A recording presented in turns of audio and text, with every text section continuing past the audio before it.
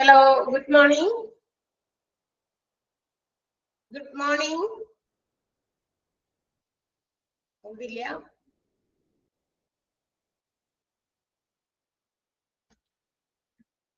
Sound on ആണല്ലോ.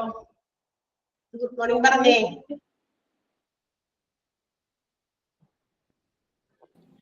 Good morning, Miss. Yes. Good morning, ma'am.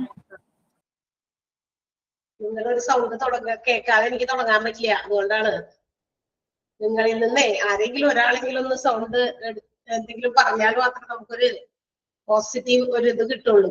കാരണം അല്ലാതെ മിണ്ടാതിരിക്കുന്ന ആളുകളോട് ഒന്ന് നമ്മളിങ്ങനെ എന്തെങ്കിലും പറയാം. അതുകൊണ്ടാണ് ഒന്ന് എന്തെങ്കിലുമൊക്കെ പറയാൻ പറയണേ. ഗുഡ് മോർണിംഗ് എങ്കിലും അറ്റ്ലീസ്റ്റ്. ഓക്കെ.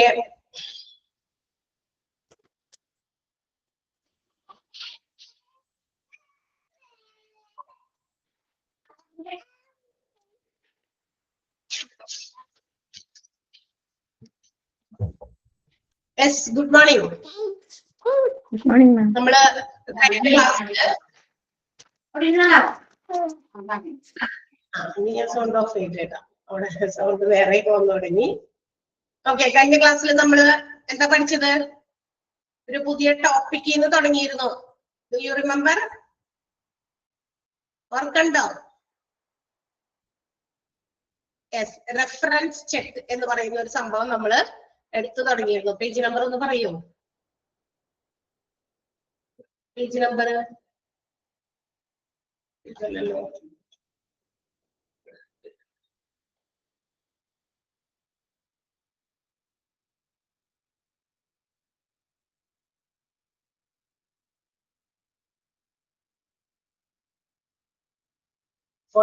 on. Okay. 46ലേക്ക് റെഫറൻസ് ചെക്ക് ആണ് കഴിഞ്ഞ ക്ലാസ്സിൽ നമ്മൾ തുടങ്ങിയത്. അതായത് നമ്മളുടെ എന്താ ഗ്രീവൻസ് ഹാൻഡ്ലിംഗ് എന്ന് പറയുന്ന ചാപ്റ്റർ ഒക്കെ കഴിഞ്ഞ്, അതുപോലെ തന്നെ ടാലന്റ് മാനേജ്മെന്റ് അങ്ങനെ ഒരു ചാപ്റ്റർ കഴിഞ്ഞിട്ടൊക്കെ നമുക്ക് കുറച്ച് ഭാഗം നമ്മുടെ രമ്യാമീസ് എടുക്കുന്ന ഭാഗത്ത് കുറച്ച് ലെങ്തി ആണ്. അതൊരു വലിയ ചാപ്റ്റർ ആണ് എന്നുള്ളത് കൊണ്ടാണ് അതിന്റെ കൂടിയൊക്കെ ചില ആളുകൾ കൂടി ഹെൽപ്പ് ചെയ്താലേ നമുക്ക് കംപ്ലീറ്റ് ചെയ്യാൻ പറ്റുള്ളൂ. അപ്പൊ അതിന്റെ ഭാഗമായിട്ടാണ് ഞാൻ എന്ത് ചെയ്തത്, റെഫറൻസ് ചെക്ക് എന്ന് പറയുന്ന ഒരു പോർഷനിൽ നമ്മളുടെ ആ ചാപ്റ്ററിൽ കയറി പിടിച്ചിരിക്കുന്നത്. ഓക്കെ, റെഫറൻസ് ചെക്ക് എന്താണെന്ന് കഴിഞ്ഞ ക്ലാസ്സിൽ നമ്മൾ പറഞ്ഞു. എന്താണ് റെഫറൻസ് ചെക്ക് എന്ന് ഉദ്ദേശിക്കുന്നത്? അതായത് to know the background of an employee if somebody have worked previously in some employment. ഏതെങ്കിലും ഒരു തരം ഒരു എംപ്ലോയി വേറെ ഏതെങ്കിലും സ്ഥലത്ത് എംപ്ലോയ് ചെയ്തു, അതായത് എംപ്ലോയ്മെന്റ് ചെയ്തു, തൊഴിൽ ചെയ്തിട്ട് അതില് എന്താ പറയാ എന്തെങ്കിലും ഗ്യാപ്പോ അല്ലെങ്കിൽ വേറെ ഏതെങ്കിലും റീസൺസ് കൊണ്ട് അവിടെ നിന്ന് ക്വിറ്റ് ചെയ്ത് വേറെ സ്ഥലത്തേക്കൊക്കെ എന്താ പറയാ ജോലിക്ക് വേണ്ടിയിട്ട് അപ്ലൈ ചെയ്യും. അത് ജോലിക്ക് ആപ്ലിക്കേഷൻ കൊടുത്തു, ഇന്റർവ്യൂ ഒക്കെ ചെയ്യുമ്പോ അവര് എന്താ പറയാ റിക്രൂട്ട് ചെയ്യുന്നതിന് മുമ്പ് അവര് എന്താ പറയാ organisation have to decide something about the employee, why they quit that employment. അവരെന്തുകൊണ്ട് അങ്ങനെ ഒരു ജോലി വേണ്ടാന്ന് വെച്ചു. സോ അങ്ങനെയുള്ള കാര്യങ്ങളൊക്കെ വെരിഫൈ ചെയ്യണം, എക്സാമിൻ ചെയ്യണം. ടു നോ ദ ബാക്ക്ഗ്രൗണ്ട്, അവരുടെ ബാക്ക്ഗ്രൗണ്ട് എന്താണെന്ന് അറിയാൻ വേണ്ടിയിട്ടാണ്. എന്തുകൊണ്ടാണ്, എന്ത് റീസൺ കൊണ്ടാണ് ചില ആളുകൾ ആ എംപ്ലോയ്മെന്റിൽ ഏതെങ്കിലും തരത്തിലുള്ള എന്തെങ്കിലും നെഗറ്റീവ് ആയിട്ടുള്ള കാര്യങ്ങൾ റീസൺസ് ഒക്കെ ഉള്ളത് കൊണ്ടാകാം. ചിലപ്പോൾ അത് വേണ്ടാന്ന് വെച്ചാൽ അല്ലെങ്കിൽ അവിടെ നിന്ന് വിട്ടത് കൊണ്ടോ ഒക്കെ ആയിരിക്കാം. അപ്പൊ അങ്ങനെയുള്ളതൊക്കെ ഉണ്ടോ എന്നൊക്കെ അറിയാൻ വേണ്ടിയിട്ടാണ് റെഫറൻസ് ചെക്ക് ചെയ്യുന്നത്. Collecting and verifying criminal records, financial, commercial records of an individual before recruitment. അതായത് റിക്രൂട്ട്മെന്റിന് മുമ്പ് ഒരു എംപ്ലോയിയുടെ ബാക്ക്ഗ്രൗണ്ടുകൾ, അവരുടെ ക്രിമിനൽ റെക്കോർഡ്സ്, അവർ ഏതെങ്കിലും തരത്തില് കുറ്റക്കാരനോ കുറ്റക്കാരിയോ ആയിരുന്നോ, ആ പ്രീവിയസ് എംപ്ലോയ്മെന്റിൽ അവരുടെ ഫിനാൻഷ്യൽ റെക്കോർഡ്സ്, പണസംബന്ധമായിട്ടുള്ള എന്തെങ്കിലും തരത്തിലുള്ള അഴിമതിയോ അക്രമമോ ഒക്കെ ചെയ്തിട്ടുണ്ടോ, അവരുടെ കമേഴ്സ്യൽ റെക്കോർഡ്സ്, ഇതൊക്കെ നോക്കി പരിശോധിക്കുക എന്നുള്ളതാണ്. അത് കണ്ടെത്തുക, പരിശോധിക്കുക ഒക്കെയാണ് നമ്മുടെ റെഫറൻസ് ചെക്ക് എന്നുള്ളതിനോട് ഉദ്ദേശിക്കുന്നത്. അതായത് in order to understand the correct information of that particular candidate and the candidate's qualification and fitness to that particular job, character, working, എങ്ങനെയൊക്കെയാണ് അവർ ജോലി ചെയ്യുന്നത്, അവരുടെ സ്വഭാവം എന്താണ്, അവർ നമ്മൾ ഈ പറയാൻ പോകുന്ന ജോലിക്ക് ഫിറ്റ് ആയിരിക്കോ അല്ലെ, അങ്ങനെ പിന്നെ അവരുടെ ക്വാളിഫിക്കേഷൻ, ഇതൊക്കെ അറിയാൻ വേണ്ടിയിട്ടുള്ള ഒരു എന്താ പറയാ പർപ്പസ്. അതാണ് എംപ്ലോയറുടെ ഉദ്ദേശം എന്തിന്, ഈ ഒരു റെഫറൻസ് ചെക്ക് ചെയ്യുന്നതിന് വേണ്ടിയിട്ട്. അത് മാത്രമല്ല, it is I safety measurement, ആ സെക്യൂരിറ്റി പർപ്പസിന് വേണ്ടിയിട്ടും, അതായത് അവരുടെ ഓർഗനൈസേഷന്റെ സുരക്ഷിതത്വത്തിന് ഇത് ചെയ്തേ മതിയാകൂ, റെഫറൻസ് ചെക്ക് ചെയ്തേ മതിയാകൂ. അതും പ്രത്യേകിച്ച് ഫ്രഷേഴ്സ് അല്ല, ഇതുപോലെ നേരത്തെ പ്രീവിയസ് ആയിട്ടുള്ള എംപ്ലോയ്മെന്റുകൾ ചെയ്തിരിക്കുന്നവരിലാണ്. എന്തെങ്കിലും പർട്ടിക്കുലർ റീസൺ ഇല്ലാതെ ചിലപ്പോൾ അവിടെ നിന്ന് പോകാൻ സാധ്യതയില്ലല്ലോ. അപ്പൊ അങ്ങനെ അതെന്താണെന്ന് മനസ്സിലാക്കുക എന്നുള്ളതാണ് ഉദ്ദേശം. അപ്പൊ അല്ലെങ്കിൽ പിന്നെ അതൊന്നും നോക്കാതെ റെഫറൻസ് ചെക്ക് ഒന്നും ചെയ്യാതെ നമ്മൾ ഇവിടെ കൊണ്ടുവന്ന് ജോലി കൊടുത്തു, ജോലിയൊക്കെ ചെയ്ത് തുടങ്ങി, ഇൻ ബിറ്റ്വീനിൽ സംതിങ് ഹാപ്പൻസ്, ആ ഒരു എംപ്ലോയിയുമായിട്ട് എന്തെങ്കിലും തരത്തിലുള്ള കാര്യങ്ങൾ വന്നു, അപ്പൊ നിങ്ങൾ എന്തുകൊണ്ട് നേരത്തെ അന്വേഷിച്ചില്ല, ആള് അവിടെ ഇന്ന ഓർഗനൈസേഷൻ വർക്ക് ചെയ്തപ്പോഴും ഇങ്ങനെ തന്നെയായിരുന്നു ചെയ്തിരുന്നത്, ഇങ്ങനത്തെ ചീറ്റിംഗ് നടത്തിയത്, അത് ഇതെന്നൊക്കെ പിന്നീട് അത് നമ്മൾ നോക്കിയിട്ട് കാര്യമില്ല. കാരണം it affects the safety and security of the organisation. അത് ഓർഗനൈസേഷന്റെ സുരക്ഷിതത്വം അതുപോലെ തന്നെ സെക്യൂരിറ്റി ഒക്കെ ബാധിക്കും. അതുകൊണ്ട് thorough verification of an individual should be done before recruiting to reveal the unreported employment, അതുപോലെ തന്നെ falsification, അതുപോലെ തന്നെ പ്രീവിയസ് ആയിട്ടുള്ള ടൈറ്റിൽസ്, അവരുടെ ഡ്യൂട്ടീസ്, എംപ്ലോയ്മെന്റ് ഗ്യാപ്പ് എന്തുകൊണ്ട് വന്നു. അപ്പൊ ഇതൊക്കെ അറിയാൻ വേണ്ടിയിട്ട് തീർച്ചയായിട്ടും ഓരോ ഇൻഡിവിജ്വലിന്റെയും റെഫറൻസ് ചെക്കുകൾ നമ്മൾ തറോ ആയിട്ട് വെരിഫൈ ചെയ്യണം എന്നാണ്. നമ്മൾ പറഞ്ഞത് പർപ്പസ് ഓഫ് റെഫറൻസ് ചെക്ക്, അതിന്റെ ഒന്നാമത്തെ പോയിന്റ് ആണ് പറഞ്ഞു നിർത്തിയത്, ആണോ? എന്താണ്, എന്തിനാണ് നമ്മൾ റെഫറൻസ് ചെക്കിങ് ചെയ്യുന്നത്, അവിടെയാണോ പറഞ്ഞു നിർത്തിയ? ഫസ്റ്റ് പോയിന്റ് പറഞ്ഞതാണ് verification of information given by job applicants. Job applicants തനിക്ക് കൊടുക്കുന്ന ഇൻഫോർമേഷൻ ഒക്കെ വെരിഫൈ ചെയ്യാൻ വേണ്ടി. അപ്പൊ എന്നോട്, ഞാനൊരു ജോലിക്ക് വേണ്ടി ചെന്നിരിക്കുന്നു, എന്നോട് ഇങ്ങനെ കാര്യങ്ങളൊക്കെ ചോദിച്ച് പറഞ്ഞ് മനസ്സിലാക്കിയിട്ടുണ്ട് ഇന്റർവ്യൂയിലൂടെ. And if it is correct or not, അത് ശരിയാണോ തെറ്റാണോ, എനിക്ക് എന്ത് വേണമെങ്കിലും പറയാം എന്നെ സംബന്ധിക്കുന്ന കാര്യങ്ങൾ. കാരണം എന്റെ ഒരു ജോലി എനിക്ക് കിട്ടാൻ പോകുന്നത് കളയാൻ ഞാൻ ഉദ്ദേശിക്കില്ല. അപ്പൊ ഞാൻ എന്ത് ചെയ്യും, എന്റെ പോസിറ്റീവ്സ് ഒക്കെ ഞാൻ കൂടുതലും പറയും. എനിക്ക് ഏതെങ്കിലും തരത്തിലെ നെഗറ്റീവ് ഒരു പാർട്ട് ഉണ്ട് എങ്കിൽ അത് ചിലപ്പോൾ മറച്ചു വെക്കും, അല്ലെ, ഫോൾസിഫൈ ചെയ്തിട്ടായിരിക്കും. അല്ലെങ്കിൽ ചില ആൾക്കാർ റെക്കോർഡ്സിൽ തന്നെ, ക്വാളിഫിക്കേഷൻ റെക്കോർഡ്സിലോ മറ്റ് പലതരത്തിലുള്ള റെക്കോർഡ്സിലും തിരുത്തലുകൾ വരുത്തിയിട്ട് പോലും ആളുകൾ ജോലിക്ക് വേണ്ടിയിട്ട് ട്രൈ ചെയ്യുന്നുണ്ട്, അല്ലെങ്കിൽ ജോലിയിൽ പ്രവേശിക്കുന്നുണ്ട്. അപ്പൊ അത് അങ്ങനെ നമ്മളുടെ ഭാഗത്തു നിന്ന്, ഓർഗനൈസേഷന്റെ ഭാഗത്തു നിന്ന് അത് എന്താ പറയാ വരാൻ പാടില്ല. So they have to make reference check. അതുകൊണ്ടാണ് ജോബ് ആപ്ലിക്കൻസിനെ കുറിച്ച് കറക്റ്റ് അക്യുറേറ്റ് ആയിട്ടുള്ള information regarding their previous employment, their education, എവിടെ പഠിച്ചതോ അങ്ങനെയൊക്കെയുള്ള കാര്യങ്ങളൊക്കെ കൃത്യമായിട്ട് പറയുകയാണെങ്കിൽ അവർക്ക് ജോലി സാധ്യതകൾ അവർക്ക് കൂടുതലുണ്ട്. അപ്പൊ അതൊക്കെ കൃത്യമായിട്ട് പറയണം എന്നുള്ളതാണ്. അത് കൃത്യമാണോ എന്നറിയാൻ റെഫറൻസ് ചെക്ക് വേണമെങ്കിൽ ഉപയോഗിക്കാം. ഓക്കെ, ഫസ്റ്റ് പോയിന്റ് പറഞ്ഞത്. Second one, character and interpersonal competence എന്ന് വെച്ചാൽ ഇന്റർപേഴ്സണൽ എന്ന് പറഞ്ഞാൽ വ്യക്തിപരമായിട്ടുള്ള സ്കില്ല്. നമുക്കറിയാം it's essential for any job. അപ്പൊ ഏത് ജോബിന് നോക്കുമ്പോഴും നമുക്കറിയാം ഒരാൾക്ക് വ്യക്തിപരമായിട്ട് ഒരുപാട് കഴിവുകൾ വേണം. rather than the qualifications obtained from some universities or from educational institutions. നമ്മൾ എവിടെയെങ്കിലും പോയി പഠിക്കുന്നു അല്ലെ, ഇപ്പൊ നിങ്ങളിപ്പോ ഈ പറയുന്ന ഹ്യൂമൻ റിസോഴ്സ് മാനേജ്മെന്റ് എന്ന് പറയുന്ന കോഴ്സ് പഠിക്കുകയാണ് അല്ലെ, and along with your theoretical classes or whatever you have acquired from the classes, നിങ്ങൾ ഈ ക്ലാസ് ഒക്കെ കേട്ടിരിക്കുന്നുണ്ട്. ഇവിടെ പറഞ്ഞിരിക്കുന്ന ഓരോ മോഡ്യൂൾസും നമ്മൾ അതിനകത്ത് എന്തൊക്കെയാണ് ഹ്യൂമൻ റിസോഴ്സുകളെ സംബന്ധിക്കുന്ന കാര്യങ്ങൾ മാത്രമേ ഇതിനകത്തുള്ളൂ. അപ്പൊ ഇതിനെ കുറിച്ച് ഭയങ്കര ഡീറ്റെയിൽഡ് ആയിട്ട് നമ്മൾ കാര്യങ്ങൾ മനസ്സിലാക്കി വെക്കുന്നു. ആൻഡ് together with that, അതിനോടൊപ്പം ആ മനസ്സിലാക്കിയ കാര്യങ്ങളോടൊപ്പം the skill which we have, നമുക്ക് ഉള്ള കഴിവുകൾ. ഈ ഒരു കോഴ്സ് പഠിക്കുമ്പോൾ പഠിച്ചിറങ്ങിയിട്ട് നമ്മൾ വെറുതെ പഠിച്ചു വെക്കുക എന്നുള്ളത് മാത്രമല്ല എല്ലാവരുടെയും ലക്ഷ്യം. ഒരു വല്ല 1-2% 3% ആളുകളോ എന്താണ് ഈ കോഴ്സ് എന്നൊന്ന് അറിഞ്ഞിരിക്കാം എന്ന് മാത്രം ഉദ്ദേശിച്ചുള്ളവരുണ്ടോ. ബാക്കി മെജോറിറ്റി ആളുകളുടെയും ലക്ഷ്യം എന്താണ്? റിലേറ്റഡ് ടു ദിസ് കോഴ്സ്, ഈ കോഴ്സുമായി ബന്ധപ്പെട്ട് we have to get some job, അല്ലെ? അതല്ലേ നിങ്ങളുടെ ഉദ്ദേശം? അല്ലാന്നുണ്ടോ ആർക്കെങ്കിലും? എല്ലാവരുടെ ലക്ഷ്യം അതാണ്. അപ്പൊ എന്തെങ്കിലും ഒരു ജോലി വലിയ ചെറുതോ വലുതോ ആയിട്ടുള്ള ബിസിനസ് ഓർഗനൈസേഷൻസിൽ നമുക്ക് കിട്ടണം. ഹ്യൂമൻ റിസോഴ്സുകളെ മാനേജ് ചെയ്യാനുള്ള കേപ്പബിലിറ്റി നമുക്ക് ഉണ്ടാകണം. അതിന് ഒരു സ്കില്ല് കൂടി ഉണ്ടായിരിക്കണം. എല്ലാം ഏത് ജോബിനായാലും അവനോട് സ്കില്ല് ആവശ്യമാണ് അല്ലെ. അപ്പൊ അതിന് വേണ്ടിയിട്ട് എന്താ പറയാ, അങ്ങനെ വരുമ്പോൾ ഒരു separate category should be present. That means ഒരു റെഫറൻസ് ചെക്ക്, എന്ത് ചെയ്യണം, നമ്മള് നടത്തിയിരിക്കണം. എന്തിനു വേണ്ടിയിട്ട്? To obtain correct accurate information of that particular employee. ആ എംപ്ലോയിയുടെ കറക്റ്റ് ആയിട്ടുള്ള ഡീറ്റെയിൽസ് അറിയാൻ വേണ്ടിയിട്ട്. അതിന് വേണ്ടിയിട്ട് HR കോർഡിനേറ്ററിനെ ഇപ്പൊ നമുക്ക് എന്താ പറയാ, നമ്മുടെ ഓർഗനൈസേഷനിൽ വർക്ക് ചെയ്യാനായിട്ട് വന്നിരിക്കുന്നു. അപ്പൊ ഇവരെ കുറിച്ച് ഒരു പേഴ്സണൽ ആയിട്ടുള്ള കാര്യങ്ങളൊക്കെ കുറച്ചുകൂടി ഒക്കെ അറിയണം. അപ്പൊ എവിടെയാണോ ഇവർ നേരത്തെ വർക്ക് ചെയ്തിരുന്നത്, അവിടുത്തെ HR മാനേജറെയോ അല്ലെങ്കിൽ അവിടുത്തെ HR എക്സിക്യൂട്ടീവിനെയോ ഒക്കെ നോക്കി വേണമെങ്കിൽ അവരെ ഒന്ന് കോണ്ടാക്ട് ചെയ്തോ അവരുടെ പ്രൊഫൈലൊക്കെ ചെക്ക് ചെയ്ത് ഒക്കെ വേണമെങ്കിൽ നമുക്ക് എന്ത് ചെയ്യാം, ഇവരുടെ ഇതിനെ കുറിച്ചുള്ള ഇൻഫോർമേഷൻസ്, കറക്റ്റ് ഇൻഫോർമേഷൻസ് ഒക്കെ നമുക്ക് അക്വയർ ചെയ്യാൻ പറ്റും.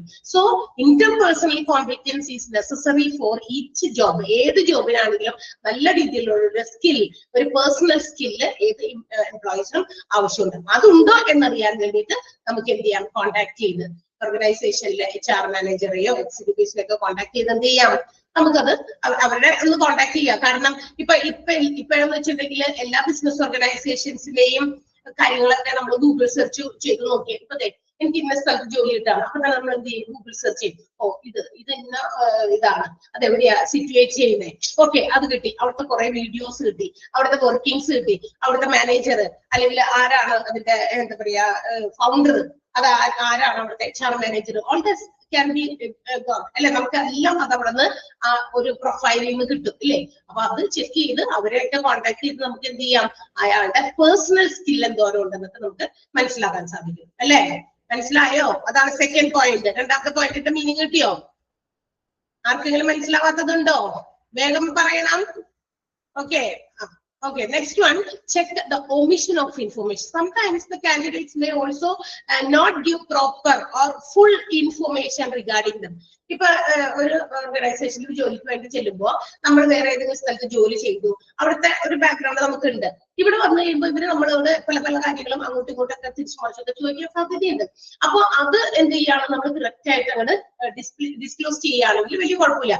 പക്ഷെ സാധാരണ കാൻഡിഡേറ്റ്സ് എന്ത് ചെയ്യുന്നറിയോ, ഇത് കിട്ടിക്കഴിഞ്ഞാൽ എന്തെങ്കിലും നമ്മളുടേതായ ചില കാര്യങ്ങൾ പറഞ്ഞാൽ ഷെയർ ചെയ്താൽ നമുക്ക് ഈ ഒരു എംപ്ലോയ്മെന്റ്, ഈ ഒരു എന്താ പറയാ ജോലി നഷ്ടപ്പെട്ടേക്കോ, അല്ലെങ്കിൽ ഇത് കിട്ടാൻ ചിലപ്പോ എന്റെ അവസരം ഇല്ലാണ്ടായി പോയേക്കും എന്ന് പറയുന്നിട്ട് എന്ത് ചെയ്യും, ഫുൾ ഡീറ്റെയിൽസ് അവർ ഡിസ്ക്ലോസ് ചെയ്യില്ല. അപ്പൊ they may omit some of the information. Omit ചെയ്യാന്ന് പറഞ്ഞാൽ എന്താ, വിട്ടുകളയുക, വിട്ടുപോവുക, വിട്ടുകളയുക. അത് മനഃപൂർവ്വം വിട്ടുകളയുന്നതായിരിക്കാം. കാരണം എന്താ, അയ്യോ ഇത് അതൊക്കെ പറഞ്ഞു എനിക്ക് ഈ ജോലി പോയാലോ എന്നൊക്കെ മനസ്സിൽ വിചാരിച്ചിട്ട് എന്ത് ചെയ്യാ, വിട്ടുകളയുക. അതായത് ഒമിറ്റ് ഡെലിബറേറ്റ്ലി, മനഃപൂർവ്വം അതങ്ങനെ വിട്ട് കളഞ്ഞിട്ട് ബാക്കിയുള്ള കാര്യങ്ങളൊക്കെ പറയാം. അത് അങ്ങനെ വരുമ്പോ അവർക്ക് എംപ്ലോയ്മെന്റ് അവർക്ക് കിട്ടില്ല എന്ന് വിചാരിച്ചിട്ടാണ് അവർ ചെയ്യുന്നത്. അപ്പൊ ഇതിന്റെ ബാക്കിലപ്പോ ആരാ ശരിയായിട്ടുള്ള ഇൻഫോർമേഷൻ കണ്ടെത്തേണ്ടത് ആരാ? Employer himself have to know what are the correct or accurate information about the candidate, whether they have some criminal background, നേരത്തെ ജോലി ചെയ്യുന്നവർക്ക് വല്ല എന്തെങ്കിലും തരത്തിലുള്ള കുറ്റം ഒക്കെ വന്നിട്ടാണോ പോന്നേക്കണേ, അവിടെ എന്തെങ്കിലും ക്രിമിനൽ ബാക്ക്ഗ്രൗണ്ട് സൃഷ്ടിച്ച ആളാണോ, ഇതൊക്കെ ഒന്ന് അറിയേണ്ടത് എംപ്ലോയറുടെ. ഇപ്പൊ ഞാൻ ഇവിടുത്തെ എംപ്ലോയർ ആണെങ്കിൽ ഞാനൊരാളെ പുതിയതായിട്ട് റിക്രൂട്ട് ചെയ്യണം. ഇപ്പൊ ചോദിക്കുമ്പോഴൊക്കെ കാര്യങ്ങൾ മനസ്സിലായി, ഞാൻ കുറച്ച് നാൾ അവിടെ വർക്ക് ചെയ്തു, പക്ഷെ ഞാനിപ്പോ അവിടെ നിർത്തി, ഞാനിപ്പോ ഇത് ചെയ്യാണ്. സോ നമ്മൾ ചോദിക്കും സ്വാഭാവികമായിട്ട്, എന്തുകൊണ്ട് ഡിസ്കണ്ടിന്യൂ ദർ, എന്തുകൊണ്ട് അവിടെ തുടർന്നില്ല, എന്താണ് നിങ്ങൾക്കുള്ള പോരായ്മ? ചിലപ്പോൾ അവർ വേറെ പല റീസൺസും പറയും. അത് കറക്റ്റ് ആണോ എന്നറിയേണ്ടത് എന്റെ ആവശ്യകതയാണ്. It's my necessity. That means for the betterment or development of my organization. എന്റെ ഓർഗനൈസേഷന്റെ ഉന്നമനത്തിന് അല്ലെങ്കിൽ അഭിവൃദ്ധിക്ക് വേണ്ടിയിട്ട് മോശം ഒരാളെ കൊണ്ടത് വെറുതെ നമ്മൾ റിസ്ക് എടുക്കാൻ പറ്റില്ല. അപ്പൊ അതുകൊണ്ട് ഞാൻ തന്നെയാണ് അതിന് responsible person to know the accurate information. ശരിയായ ഇൻഫർമേഷൻ ആളെ കുറിച്ച് തേടി കണ്ടുപിടിച്ച് എത്തിക്കാന്നുണ്ട്. Check the omission of information. ഏതെങ്കിലും തരത്തില് എന്തെങ്കിലും കാര്യങ്ങൾ ആ ഒരു എംപ്ലോയി എന്ത് ചെയ്തിട്ടുണ്ട്, വിട്ടുകളഞ്ഞിട്ടുണ്ടോ, പറയാതെ ഇൻഫർമേഷൻ മാറ്റിവെച്ചിട്ടുണ്ടോ, അത് തെറ്റിദ്ധരിപ്പിച്ച് നമ്മളിൽ നിന്ന് ജോലി നേടിയെടുത്തിട്ടുണ്ടോ, ഇത് ചെക്ക് ചെയ്യുക. റെഫറൻസ് ചെക്കിംഗ് തന്നെയാണ്. ഇതൊക്കെ റെഫറൻസ് ചെക്കിന്റെ ഉദ്ദേശ ലക്ഷ്യങ്ങളാണ്. Did you get it? മനസ്സിലായോ? മൂന്നാമത്തെ പോയിന്റ് മനസ്സിലായോ? ഒന്ന് രണ്ടുപേരെങ്കിലും ഒന്ന് തപ്പിടുക കേട്ടോ, അപ്പോഴേ എനിക്ക് അടുത്ത പോയിന്റിലേക്ക് പോകാൻ പറ്റുള്ളൂ. Next one, serve as a predictor of job success. ഇനി ജോബ് സക്സസിന്റെ ഒരു പ്രെഡിക്റ്റർ, എന്താ പ്രെഡിക്റ്റ് ചെയ്യാന്ന് പറഞ്ഞു കഴിഞ്ഞാൽ, മുൻകൂട്ടി കാണുക അല്ലെ, നമ്മൾ നേരത്തെ കൂട്ടി പ്രെഡിക്റ്റ് ചെയ്യുക എന്ന് പറഞ്ഞു കഴിഞ്ഞാൽ നേരത്തെ കൂട്ടി അഡ്വാൻസ്ഡ് ആയിട്ട് നമ്മൾ തിങ്ക് ചെയ്യുക.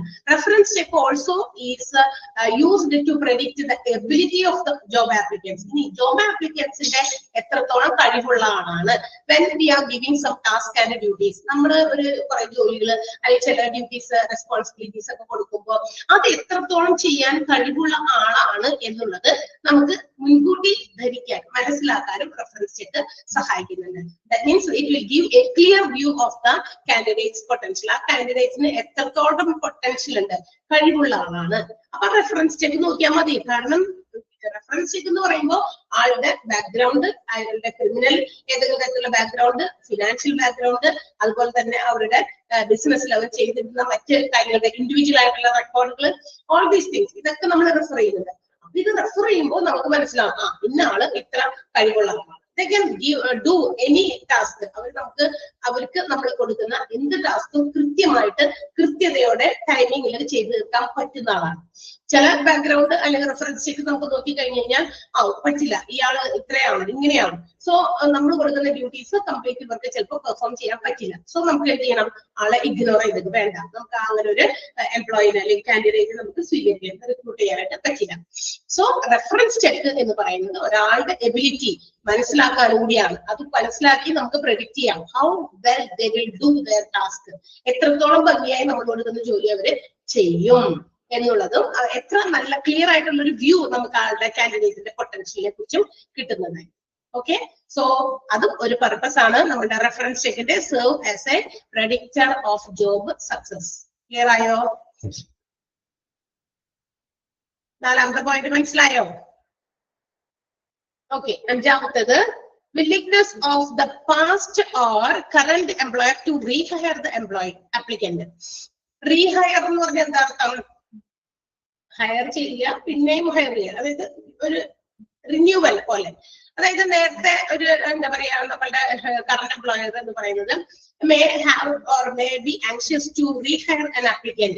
നേരത്തെ നമുക്ക് ആപ്ലിക്കേഷൻ ഒക്കെ വന്നിരിക്കുന്നതിൽ നിന്ന് വീണ്ടും ആൾക്ക് അന്നേരം ഒരു അവസരം കൊടുത്തില്ല, പിന്നീട് വേറൊരു അവസരം കൊടുക്കാനായിട്ടുള്ള ഒരു വീണ്ടും ഒരു സാഹചര്യം ഒക്കെ വരുന്ന സമയത്ത് ഈ റെഫറൻസ് ചെക്ക് തന്നെയാണ് അവരെ ഹെൽപ്പ് ചെയ്യുന്നത്. ആ ഒരു എന്താ പറയാ കാൻഡിഡേറ്റിന്റെ എന്താ പറയാ നമ്മളുടെ ഒരു പൊട്ടൻഷ്യലും കഴിവൊക്കെ മനസ്സിലാക്കാനായിട്ട്. നേരത്തെ നമുക്ക് ചിലപ്പോൾ ആപ്ലിക്കേഷൻ ഓൾറെഡി വന്നിരിക്കുന്ന ഒരു ഓർഗനൈസേഷൻ നേരത്തെ ഇയാളുടെ ആപ്ലിക്കേഷൻ വന്നിട്ടുണ്ട്, പക്ഷെ അന്നേരം നമ്മൾ അവർക്ക് ഒരു അവസരം കൊടുത്തിട്ടില്ല. പക്ഷെ ഇവരുടെ റെഫറൻസ് ചെക്കുകളൊക്കെ വീണ്ടും നോക്കിയൊക്കെ കഴിഞ്ഞ് ഇപ്പൊ കുറച്ച് കഴിവുള്ള ആളാണ്, അതാണ് ഇതാണെന്നൊക്കെ മനസ്സിലാക്കി കഴിയുമ്പോൾ നമുക്ക് വേണ്ടി എന്ത് ചെയ്യാം, ആ ആപ്ലിക്കേഷൻ ഒന്നുകൂടി റിട്ടയർ ചെയ്യും, ഒന്നുകൂടി നമുക്കത് റിന്യൂ ചെയ്ത് ആൾക്ക് വേണമെങ്കിൽ അവസരം കൊടുക്കാം. അപ്പൊ റെഫറൻസ് ചെക്ക് നമുക്ക് കാൻഡിഡേറ്റ്സിന്റെ റീഹയറിംഗിനും കൂടി ഹെൽപ്പ് ചെയ്യുന്നുണ്ട്. സോ ഈ പറയുന്ന 5 കാര്യങ്ങളാണ് നമ്മളുടെ purpose of reference check. Reference check എന്തിനാണ് നടത്തുന്നത് എന്ന് ചോദിച്ചാൽ 5 കാര്യങ്ങളാണ്. Verification of information given by job applicants. Job applicants കൊടുക്കുന്ന ഇൻഫർമേഷൻസ് കറക്റ്റ് ആണോ എന്ന് വെരിഫൈ ചെയ്യാൻ. ക്യാരക്ടർ ആൻഡ് ഇന്റർപേഴ്സണൽ കോമ്പിറ്റൻസ്, ആളുടെ സ്വഭാവവും അത് വ്യക്തിപരമായിട്ടുള്ള കഴിവും അറിയാൻ വേണ്ടിയിട്ട്. Check the omission of information, ഏതെങ്കിലും തരത്തില് ഇൻഫർമേഷൻസ് ആണ് വിട്ട് കളഞ്ഞിട്ടുണ്ടോ, ഡെലിബറേറ്റ്ലി മനഃപൂർവ്വം വിട്ട് കളഞ്ഞിട്ടാണോ ഈ ഒരു ജോലിക്ക് വേണ്ടിയിട്ട് ആപ്ലിക്കേഷൻ ഒക്കെ സബ്മിറ്റ് ചെയ്തേണ്ടത് എന്ന് മനസ്സിലാക്കാൻ. Serve as a predictor of job success, നമ്മുടെ ജോബിന്റെ ഉയർച്ചയ്ക്ക് വേണ്ടി, നമ്മുടെ ഓർഗനൈസേഷൻ ഉയർച്ചയ്ക്ക് വേണ്ടി എന്തൊക്കെ ആൾക്ക് കഴിവുണ്ട്, നമ്മൾ കൊടുക്കുന്ന ടാസ്ക് ഒക്കെ കൃത്യമായിട്ട് ചെയ്യാൻ പറ്റുമോ എന്നറിയാൻ വേണ്ടി. Willingness to of the past or current employer to rehire the applicant, ചിലപ്പോൾ നേരത്തെ ജോലി കൊടുത്തിട്ടുള്ള ആളോ എന്നിട്ട് പിന്നെ ഇടയ്ക്ക് വെച്ചിട്ട് പോയിട്ട് പിന്നെ വന്ന ആളാവാം, അല്ലെങ്കിൽ ഇപ്പൊ തന്നെ ഉള്ള ഒരു എംപ്ലോയർ അവർക്ക് നേരത്തെ വന്നിരിക്കുന്ന ആപ്ലിക്കേഷൻസിൽ നിന്ന് സെലക്ട് ചെയ്തിരിക്കുന്ന ആപ്ലിക്കന്റ് ആവും. അവരുടെയൊക്കെ റെഫറൻസ് ചെക്ക് നോക്കി അവർക്ക് എന്താണ് അവരുടെ കാൻഡിഡേറ്റ്സിനെ കുറിച്ചൊരു പൊട്ടൻഷ്യല് ക്ലിയർ ചെയ്ത് കിട്ടും. ഇതാണ് 5 പോയിന്റുകൾ. ഈ 5 പോയിന്റിന്റെ ഹെഡിങ്ങുകൾ, അതായത് ബോൾഡായിട്ട് എഴുതിയിരിക്കുന്ന കാര്യങ്ങൾ ഒന്ന് അണ്ടർലൈൻ ചെയ്യാം കേട്ടോ. 5 പോയിന്റ്.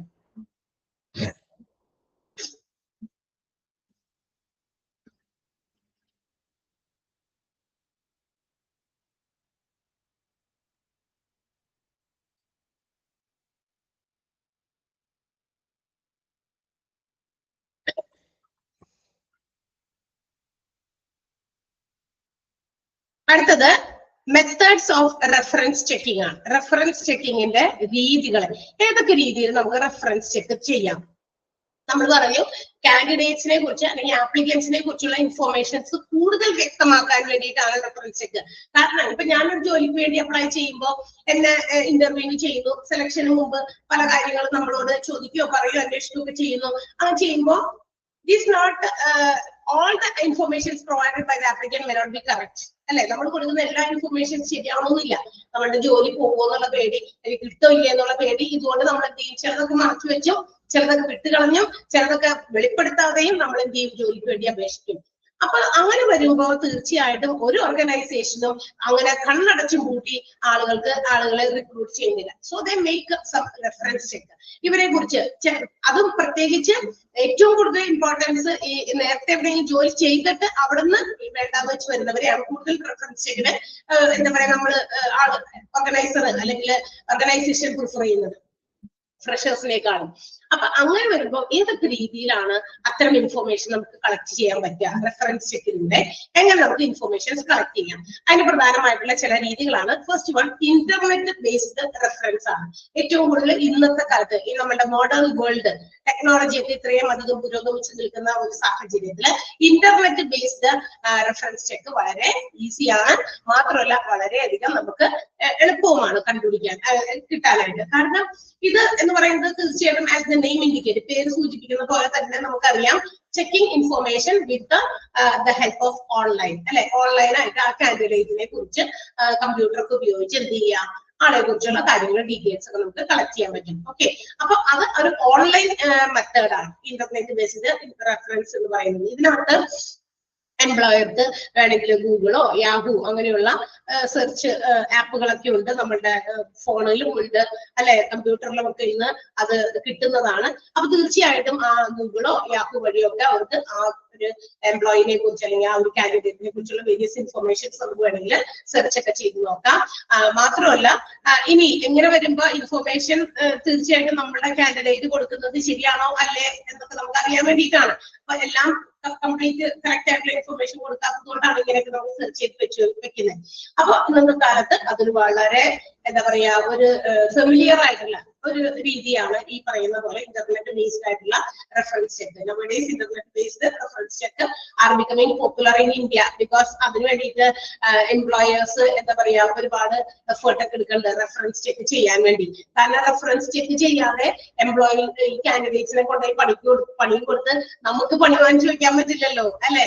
വേണ്ട, ചിലപ്പോ എവിടെ നിന്നൊക്കെ എന്തെങ്കിലുമൊക്കെ കാര്യങ്ങൾ ചെയ്ത് എന്തെങ്കിലും തരത്തില് മോശം ബാക്ക്ഗ്രൗണ്ട്, നെഗറ്റീവ് ബാക്ക്ഗ്രൗണ്ട് ഉള്ള ആൾക്കാരൊക്കെ നമ്മളൊന്നും അന്വേഷിക്കാണ്ട് ഓടി വരുമ്പോ തന്നെ ചിലപ്പോ ഭയങ്കര സ്കില്ലൊക്കെ കഴിവൊക്കെ ഉള്ള ആളായിരിക്കാം. പക്ഷെ ആ സ്കിൽ മാത്രം പോരല്ലോ, അതിന്റെ ബാക്കിൽ എന്തെങ്കിലും വേറെ രീതിയിൽ എന്താ പറയാ കാര്യങ്ങളുള്ള ആളാണോ എന്ന് കൂടി നമ്മൾ അറിയണം. അല്ലാതെ ജോലി കൊടുത്തിട്ട് നമുക്ക് പണി കിട്ടുന്ന പണിയായിരിക്കും, അല്ലെ? അതുകൊണ്ടാണ് ഇത്രയും ഇന്നത്തെ കാലത്ത് ഏറ്റവും കൂടുതൽ ആളുകൾ ഇന്റർനെറ്റ് ബേസ്ഡ് ആയിട്ടുള്ള റെഫറൻസ് ചെക്കിന് എന്താ പറയാ കൂടുതൽ പ്രാധാന്യം ഇമ്പോർട്ടൻസ് കൊടുക്കുന്നത്.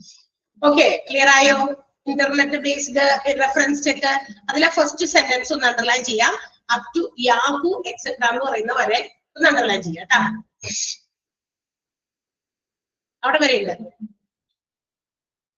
2 സെന്റൻസ് ഉണ്ട് അതിന്റെ ഇടയില്.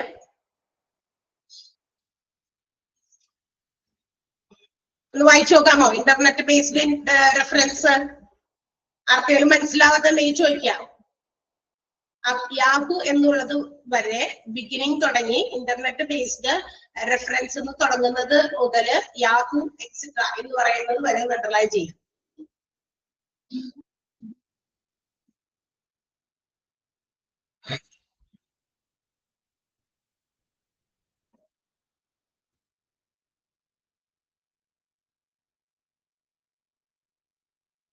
ഓക്കെ, ക്ലിയർ ആയോ?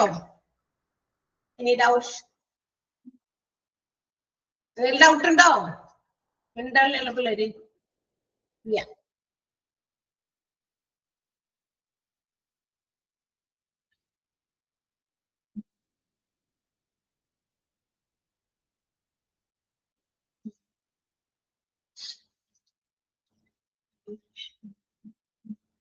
Okay, next one.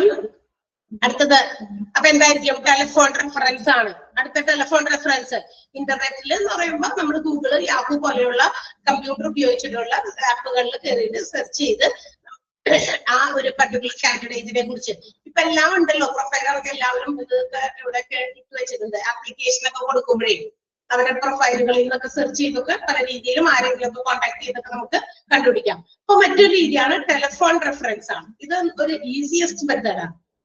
എളുപ്പമാണ് ഫോണിൽ കൂടിയൊക്കെ നമ്മളിത് കാര്യങ്ങൾ ചോദിച്ച് മനസ്സിലാക്കുക. ഇവിടെ employer has to verify the information of the candidate over a phone. ഫോണിൽ കൂടി വിളിച്ച് അവരെ ആരോടെങ്കിലും ഒക്കെ ചോദിച്ച് കാര്യങ്ങൾ മനസ്സിലാക്കുന്നു. എന്നെ കുറിച്ചുള്ള കാര്യം എന്നോട് തന്നെ ഞാൻ ഇവിടെ നിന്ന് കുറെ കാര്യങ്ങളൊക്കെ പറഞ്ഞു കൊടുത്തോട്ട് ഞാൻ വീട്ടിൽ പോയി എന്റെ നമ്പർ കൊടുത്ത് എന്നെ തന്നെ വിളിച്ചിട്ട് റെഫറൻസ് ചെക്ക് ചെയ്യല്ല. എന്നെ കുറിച്ചുള്ള ഇൻഫോർമേഷൻ ടു സം അതേഴ്സ്, മറ്റുള്ളവര്. ചിലപ്പോ ഈ ആള് പറയുന്ന ഇയാളുടെ പ്രീവിയസ് എംപ്ലോയറിനെ ആയിരിക്കാം. ഞാൻ വേറെ സ്ഥലത്ത് ജോലി ചെയ്തിട്ടുണ്ട്, അപ്പൊ ഞാൻ എന്റെ സ്ഥലത്താ ജോലി ചെയ്തത്. അപ്പൊ എന്തുകൊണ്ട് അവിടെ വിട്ടു പോകുന്നു? അവിടെ ഇന്ന കാരണം കൊണ്ട്, നിസ്സാര കാരണം പറഞ്ഞു. ഓക്കെ, ഈസ് ഇത് കറക്റ്റ് ആണോ? ആള് പറഞ്ഞിട്ട് പോയ കാര്യം ശരിയാണോ എന്ന് അറിയാൻ വീട്ടിൽ ചെല്ലുമ്പോ ഇയാളെ തന്നെ ഫോൺ ചെയ്താണോ ചോദിക്കണേ? തീർച്ചയായിട്ടും അല്ല. ആള് ജോലി ചെയ്തിരുന്ന ഒരു സ്ഥലത്തെ കുറിച്ച് മെൻഷൻ ചെയ്തിട്ടുണ്ടല്ലോ, അപ്പൊ അതിവിടെ മെൻഷൻ ചെയ്തിട്ടുണ്ടാവും. അത് അവരെ കോണ്ടാക്ട് ചെയ്യാം, അവരെ ഫോണിലൂടെ വിളിച്ച് എന്ത് ചെയ്യാം, കാര്യങ്ങൾ തിരത്തുക. അപ്പൊ ടെലിഫോൺ ആണ് ഇവിടെ ഒരു ഇന്റർമീഡിയം ഒരു സാധനമായിട്ട് ഉപയോഗിക്കുക. ആപ്ലിക്കന്റിന്റെ കൃത്യമായിട്ടുള്ള ഇൻഫോർമേഷൻ കളക്ട് ചെയ്യാൻ വേണ്ടിയിട്ടാണ് എന്ത് ചെയ്യുന്നു, പ്രീവിയസ് എംപ്ലോയറെ കളക്ട് ചെയ്ത് ഈ പറയുന്ന ആള് എത്രത്തോളം സത്യസന്ധനാണ്, ശരിയായിട്ടുള്ള കാര്യങ്ങൾ തന്നെയാണോ നമ്മളോട് ഷെയർ ചെയ്തിരിക്കുന്നത്, ടു നോ ഓൾ ദിസ്, ഇതെല്ലാം അറിയാൻ വേണ്ടിയിട്ട് ഫോണിൽ കൂടി നടത്തുന്ന റെഫറൻസ് ചെക്കിനെയാണ് നമ്മൾ ടെലിഫോൺ റെഫറൻസ് എന്ന് വിളിക്കുക. And also it's the easiest method. മാത്രമല്ല ടൈമൊക്കെ അധികം വേണ്ട, കുറച്ച് സമയം കൊണ്ടൊക്കെ നമുക്ക് വേഗം തന്നെ ആളോട് ചോദിച്ച് കാര്യങ്ങൾ മനസ്സിലാക്കാം. ഓക്കെ, ഇനി മാത്രമല്ല ഈ ഫോണിൽ കൂടി ആവുമ്പേ നമുക്ക് ആ എംപ്ലോയർ ഇയാളെ കുറിച്ച് ഷെയർ ചെയ്യുന്ന സാധ്യതയുണ്ട്. അവിടെ ഒരു കാര്യം പറഞ്ഞ സെന്റൻസ് പറഞ്ഞിട്ട് employer to access the tone of applicants employer. ഈ അപ്ലൈ ചെയ്യാൻ വന്നിരിക്കുന്ന ആളുടെ പ്രീവിയസ് എംപ്ലോയറിനോട് നമ്മൾ കാര്യങ്ങളൊക്കെ ചോദിക്കുകയാണ്. ആളെങ്ങനെയുണ്ട്, ഇവിടെ ഇപ്പൊ ആപ്ലിക്കേഷൻ തന്നിട്ടുണ്ട്, എങ്ങനെയുണ്ട് ആളുടെ ജോലിയൊക്കെ ചെയ്യുന്ന കാര്യങ്ങളില് അല്ലെങ്കിൽ മറ്റു കാര്യങ്ങളൊക്കെ ഇങ്ങനെ ചോദിക്കുന്ന സമയത്ത് ആ മറുതലക്കിൽ നിൽക്കുന്ന പ്രീവിയസ് എംപ്ലോയർ, എന്റെ ഇപ്പൊ ഞാൻ ജോലി നേരത്തെ ചെയ്തിരുന്ന അവിടുത്തെ എംപ്ലോയർ, അപ്പൊ ആള് പറയുമ്പോ ആളുടെ ടോണിൽ നിന്ന് എന്ന് വെച്ചാൽ എന്താ, ആ സംസാരിക്കുന്ന രീതിയിൽ നിന്നും കുറെ ഐഡിയ ഒക്കെ ഈ പറയുന്ന ആപ്ലിക്കന്റിനെ കുറിച്ച് കിട്ടും, ഇല്ലേ? അങ്ങനല്ലേ ആ രീതി? ആളല്ലേ വലിയ മോശമൊന്നുമല്ല എന്നൊക്കെ, അതൊക്കെ തന്നെ ആ ഒരു രീതി. നമ്മളോട് സംസാരിക്കുമ്പോ ഒരു കോൺവെർസേഷൻ ടെലിഫോണിൽ കൂടി പറയുമ്പോ മുഖത്ത് എക്സ്പ്രഷൻ ഒന്നും നമുക്ക് മനസ്സിലാവില്ല അവരെന്താണ് ഉദ്ദേശിക്കുന്നത്. പക്ഷെ ചില ടോൺസ് ഉണ്ട് ചില ആളുകളെ കുറിച്ച്. അപ്പൊ ചോദിക്കാറ് ആളെങ്ങനെയുണ്ട്, ആളിവിടെ ജോലിക്ക് വേണ്ടിയിട്ട് ആപ്ലിക്കേഷൻ തന്നിട്ടുണ്ട്, അവിടെയാണല്ലോ നേരത്തെ വർക്ക് ചെയ്തിരിക്കുന്നത്, ആളെങ്ങനെയുണ്ട്, ആളുടെ ബാക്ക്ഗ്രൗണ്ട് എന്താണ്, ആളുടെ എന്തെങ്കിലും തരത്തിലുള്ള മോശം ബിഹേവിയർ ഉണ്ടോ? അപ്പൊ ഓക്കെ, വളരെ പെർഫെക്റ്റ് മാനർ, ആളുടെ ഡ്യൂട്ടി വളരെ കൃത്യമായി ചെയ്യുന്നു. ആ ഒരു ടോണ് കൊള്ളാം, കുഴപ്പമൊന്നുമില്ല, അപ്പൊ എന്തോ കുഴപ്പമുണ്ടെന്നാണ് അല്ലെ? അതാണ് tone of way of talking അല്ലെ? ആ ടോണിൽ നിന്ന് മനസ്സിലാക്കാൻ പറ്റും ആപ്ലിക്കന്റ് എത്രത്തോളം എന്താ പറയാ നല്ല ആളാണ്, എത്രത്തോളം ട്രൂത്ത്ഫുൾ ആയിട്ടുള്ള ആളാണ് അല്ലെ, സത്യസന്ധനാണ് എന്നൊക്കെ മനസ്സിലാക്കാനായിട്ട് ആ ടോണിൽ കൂടി മനസ്സിലാക്കാൻ പറ്റും. അതാണ് ടെലിഫോൺ റെഫറൻസ് എന്ന് വിളിക്കുന്നത്. ക്ലിയർ ആയോ? ടെലിഫോൺ റെഫറൻസ് മനസ്സിലായോ? അതില് സെക്കൻഡ് സെന്റൻസ് ആണ് അണ്ടർലൈൻ ചെയ്യേണ്ടത്. Telephone reference check allows the employer to access the tone of the applicant's previous employer and then determine the truthfulness of the data about the applicant. Second sentence ആണ് underline ചെയ്യേണ്ടത്, first sentence അല്ല.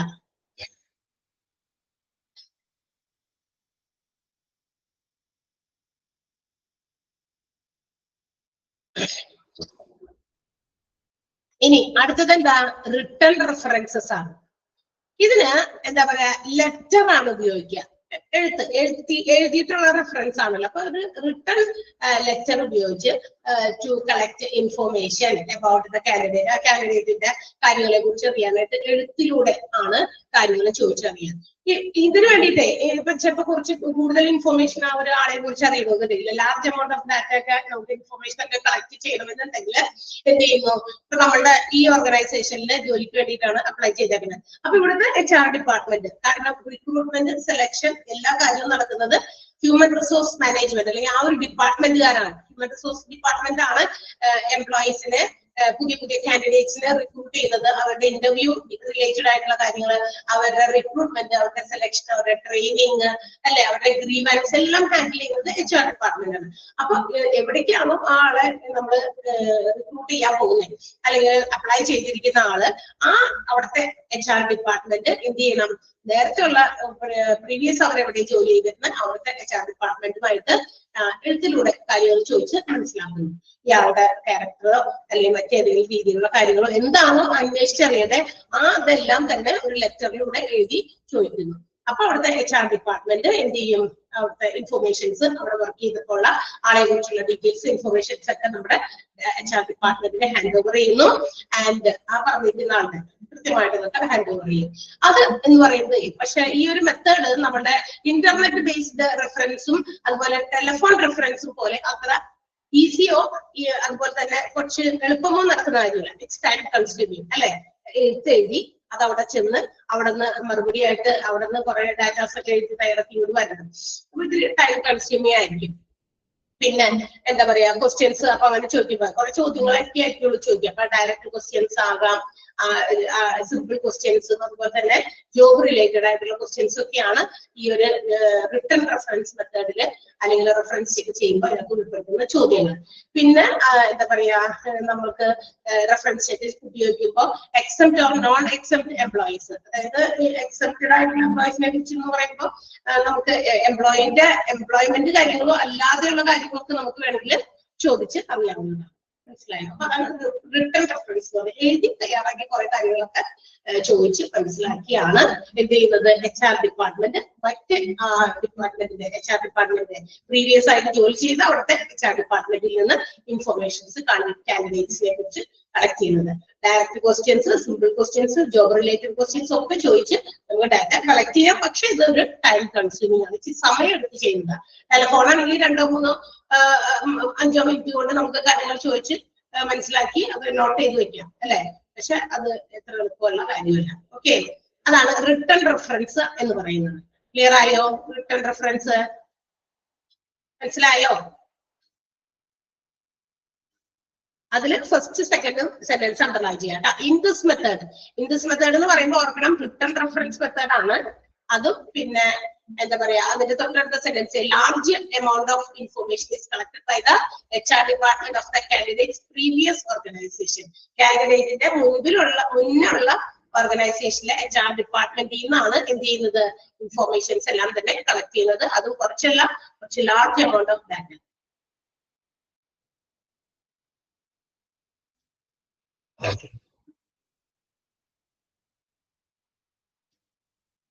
കഴിഞ്ഞോ?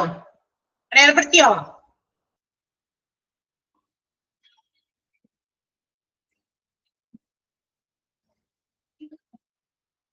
Underline ചെയ്തോ?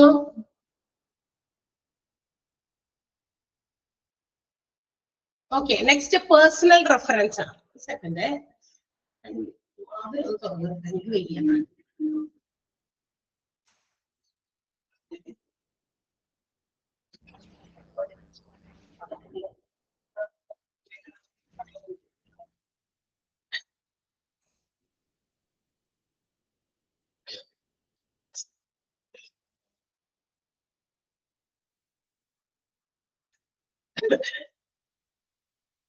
അതിലേ അടങ്ങി ഭയങ്കര ഒരു uncomfortable feel ചെയ്യുന്നു.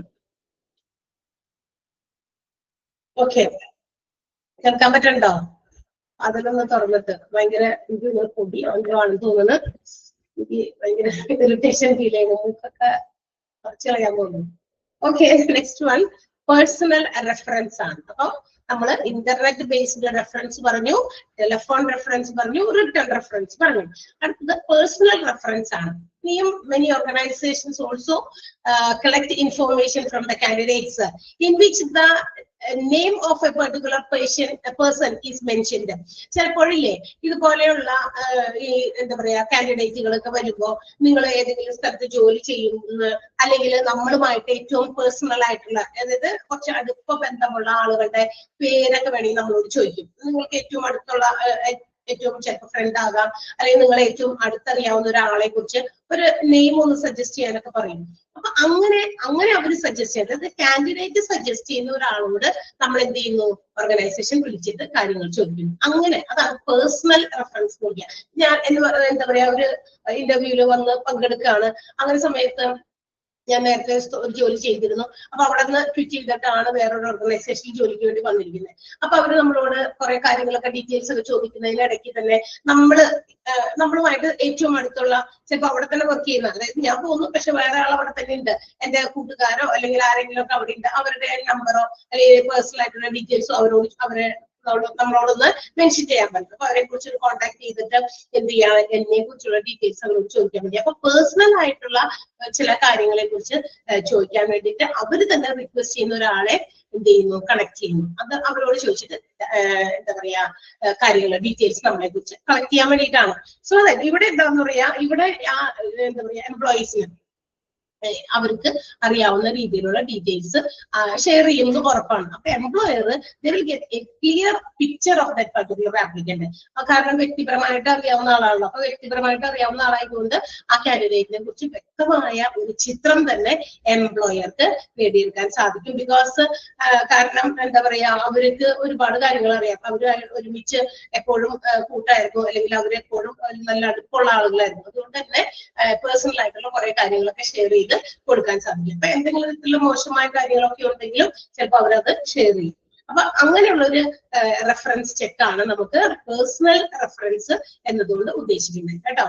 അപ്പൊ ഇവിടെ ഒന്ന് അണ്ടർലൈൻ ചെയ്യുകയും അതോടൊപ്പം തന്നെ ഒരു സെന്റൻസ് ചെറിയ മിസ്റ്റേക്ക് വന്നിട്ടുണ്ട്. In this method employees get a clear picture എന്നാണ് അവിടെ എഴുതിയിരിക്കുന്നത്. എംപ്ലോയീസ് അല്ല, employer get a clear picture of the ആപ്ലിക്കൻസിന്റെ ഒരു വ്യക്തമായ ചിത്രം കിട്ടുന്നു. ഏത് രീതിയിൽ? പേഴ്സണൽ റെഫറൻസിനകത്ത്. എംപ്ലോയീസ് എന്നാണ് കേട്ടോ. എവിടെയെങ്കിലും ഉണ്ടായിരുന്നോ? ഇല്ല. ഓക്കെ, അതൊന്ന് തിരുത്തണേ. ഇവിടെ എംപ്ലോയീസ് എന്നാണ്. ക്ലിയർ ആയോ? എവിടെയാന്ന് കണ്ടോ നിങ്ങള്? പേഴ്സണൽ റെഫറൻസില് ഏറ്റവും ലാസ്റ്റിന് മുന്നത്തെ സെന്റൻസില്, സെന്റൻസ് മീൻസ് വരിയില്ല. ഇൻ ദിസ് മെത്തേഡ് എംപ്ലോയീസ് എന്നാണ് അവിടെ കിടക്കുന്നത്. എംപ്ലോയീസ് അല്ല, employer get a clear. Employers എന്നായാലും കുഴപ്പമില്ല. Employers get a clear picture of the applicant because this type of reference check is conducted by the people who know very little about the applicant. കാരണം നമുക്ക് ആപ്ലിക്കന്റിനെ കുറിച്ച് ഒന്നും അറിയില്ല. പക്ഷെ മറുതലക്കിലുള്ള ആളോട്, ഇവര് തന്നെ സജസ്റ്റ് ചെയ്തിരിക്കുന്ന ഇവരുടെ ഏറ്റവും അടുത്തുള്ള ഒരാളോട് നമ്മൾ കാര്യങ്ങൾ ചോദിച്ച് മനസ്സിലാക്കുമ്പോൾ നമുക്ക് ഒന്നും അറിയില്ലാത്തവർക്ക് അവരിൽ നിന്ന് ഒരുപാട് ഇൻഫർമേഷന്, ഒരു ക്ലിയർ പിക്ചർ ആ ആപ്ലിക്കന്റിനെ കുറിച്ച് കിട്ടുന്നു. എംപ്ലോയർ ആണ് അവിടെ, എംപ്ലോയി അല്ലട്ട വരേണ്ടത്. അതൊന്ന് അണ്ടർലൈൻ ചെയ്യാം. ആ സെന്റൻസും അണ്ടർലൈൻ ചെയ്യാം. എംപ്ലോയറിനാക്കി ആ സെന്റൻസ് അണ്ടർലൈൻ ചെയ്യാം. Okay, next one and the last one. Last type of reference ഏതാ? Educational institution. ഇപ്പൊ നമ്മളൊക്കെ പഠിച്ച ചില സ്ഥാപനങ്ങളുമായിട്ട് ബന്ധപ്പെട്ട് ചിലപ്പോൾ വല്ല കോഴ്സൊക്കെ പഠിച്ചിട്ടുണ്ടാവുമല്ലോ. അതൊക്കെ പഠിച്ചിട്ടായിരിക്കും ജോലിക്കൊക്കെ വേറെ സ്ഥലത്തും ജോലി ചെയ്തുകൊണ്ടിരുന്നത്. അപ്പൊ അവരുടെ ഇൻഫർമേഷൻ റിഗാർഡിംഗ് ദ ക്വാളിഫിക്കേഷൻ, ആ കൊടുത്തിരിക്കുന്ന ക്വാളിഫിക്കേഷനിൽ വന്നിരിക്കുന്ന ഇൻഫർമേഷൻസ് ഒക്കെ ശരിയാണോ അത് അറിയാനും എംപ്ലോയർക്ക് താല്പര്യം ഉണ്ടായിരിക്കും. അപ്പൊ employer can use the educational institutions to verify the candidates information. ആ കാൻഡിഡേറ്റിനെ കുറിച്ച് എന്തെങ്കിലും കാര്യങ്ങൾക്ക് അറിയാമെങ്കിൽ എഡ്യൂക്കേഷണൽ ഇൻസ്റ്റിറ്റ്യൂഷനെയും നമുക്ക് ഡിപ്പെൻഡ് ചെയ്യാം. അത് ആളുടെ ക്വാളിഫിക്കേഷൻ, എഡ്യൂക്കേഷണൽ റെക്കോർഡുകളൊക്കെ കറക്റ്റ് ഒക്കെ ആണോ എന്ന് അറിയാൻ വേണ്ടിയിട്ടാണ്. മാത്രമല്ല എഡ്യൂക്കേഷൻ സമയത്ത് ആളുടെ പ്രവർത്തികളൊക്കെ എങ്ങനെയായിരുന്നു വിദ്യാഭ്യാസ സമയത്ത്, അതൊക്കെ അറിയാനും ഈ ഒരു ചെക്കിംഗ് ആവശ്യമാണ്. അല്ലെങ്കിൽ റെഫറൻസ് ചെക്ക് ഹെൽപ്പ് ചെയ്യും. Educational institution. ക്ലിയർ ആയോ? മനസ്സിലായോ? അത് ആ ഒരു സെന്റൻസ് ഫസ്റ്റ് വൺ ഒന്ന് അണ്ടർലൈൻ ചെയ്യാം കേട്ടോ. ഫസ്റ്റ് സെന്റൻസ് മാത്രം. In this method, the employers can use educational institutions to verify candidates' information.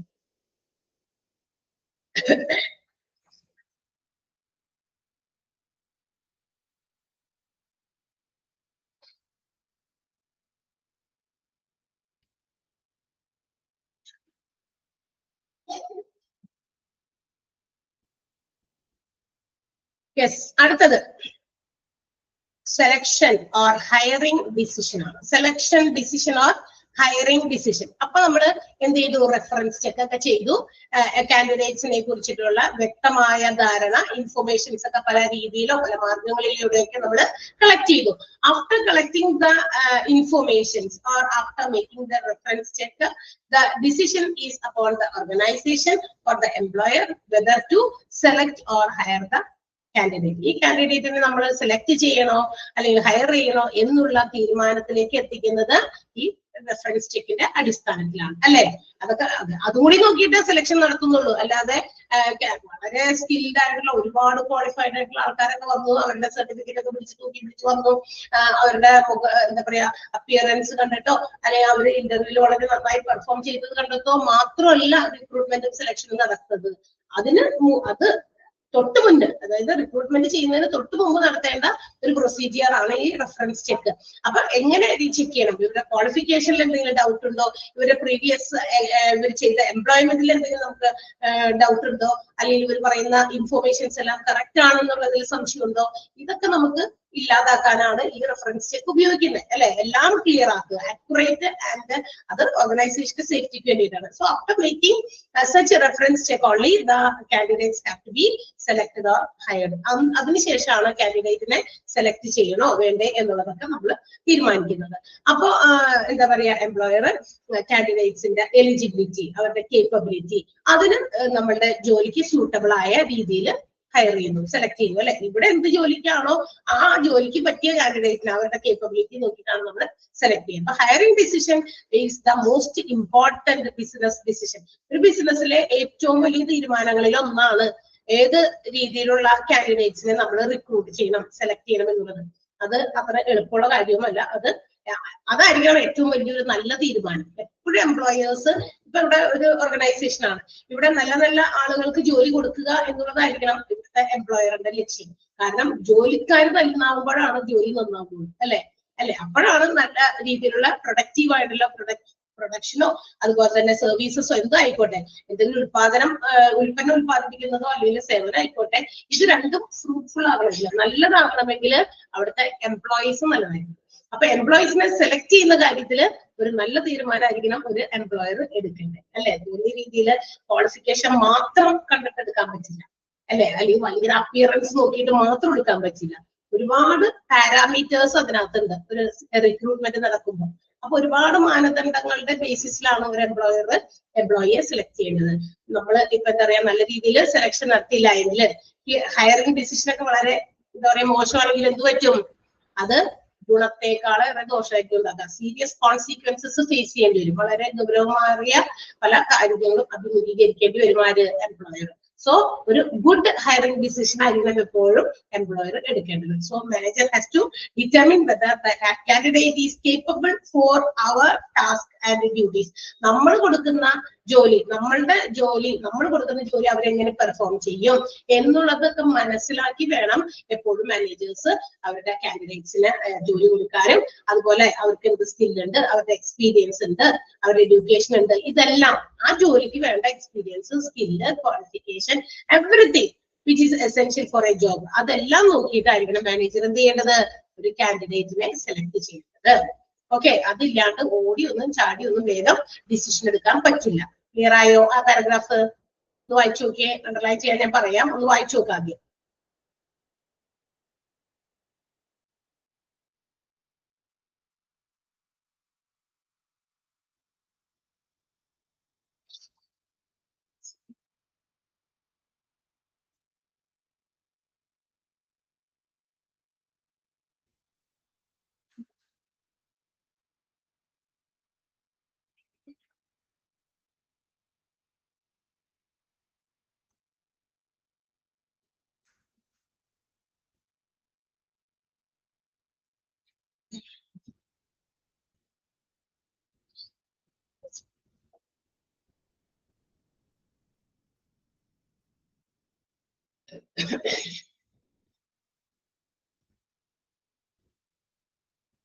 വായിച്ചോ?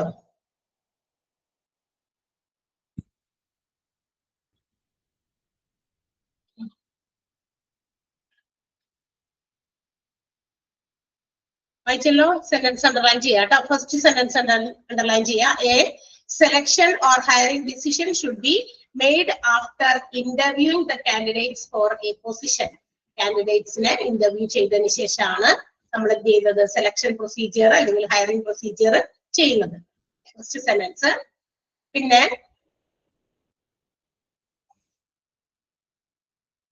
managers must determine a sentence കേട്ടോ. Managers must determine whether the candidate is capable of performing the job effectively and whether he or she has all the skills, experience and education which are essential for the job. അവിടെ വരെ അതും ഒന്ന് underline ചെയ്യും. poor അല്ല, managers തുടങ്ങി essential for the job വരെ.